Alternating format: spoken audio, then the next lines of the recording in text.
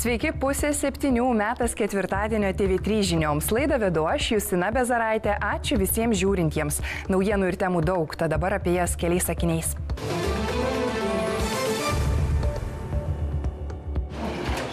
Dalyje ligoninių po šventinė pacientų apgultis, praskeltos galvos, sumaitoti veidai, traumos. Visgi alkoholis, koordinacija suprastėja. Veža ir širdininkus ar net sušalusius.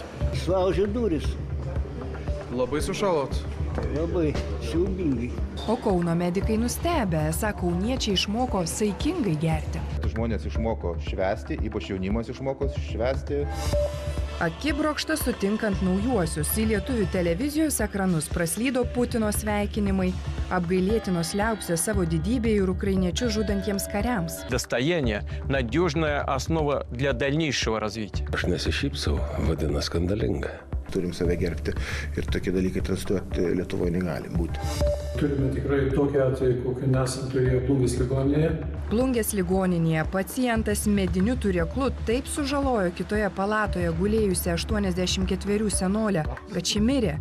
Užmušti grasino ir slaugytoja. Įtariamasis atsisuko ir pasakė, dabar tavo eilė.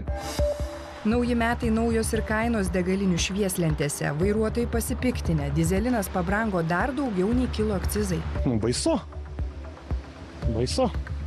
Ką galima pasakyti? Pakelta kaina, tai jiems tiesiog neša gražų pelną.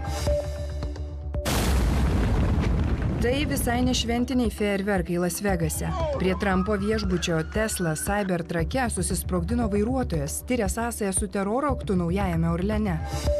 Šimonytės vyriausybės sugriežtinimai dėl draudžiamų eksportuoti prekių įsigaliojo tik vakar, o naujasis ministras juos skuba atšaukti. Naikins draudimą gabenti sankcionuojamas prekes oru. Jos yra, sudarančios 250 ir daugiau milijonų eurų kasmet. Naujieji metai Juodkalnijoje prasidėjo visuotiniu gedulu. Šaudyti bare ėmęs 45 vyras išžudė 12 žmonių, tarp jų 2 vaikai ir paties užpuoliko šeima. Prieš pat naujuosius taip supleškėjus Telšių kalėdiniai puošmenai. Jau širdis suskaudus. Meras jau išsiaiškino, kas pasikėsino į miesto mešką. Mūsų meškutės taip pat neišgąsdins. Tikriausias baravykas. Ir apie grybus, kurie atsisako žiemoti. Miškuose pridygo voveraičių ir baravykų. Na ir ką jūs galvojat? Radom?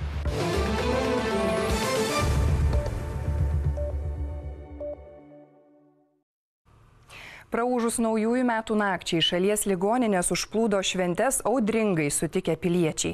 Pas medikus plūdo alkoholio padauginę žmonės, gydytojai tvarstė sumuštus veidus, siuvo praskeltas galvas. Ir nors žiema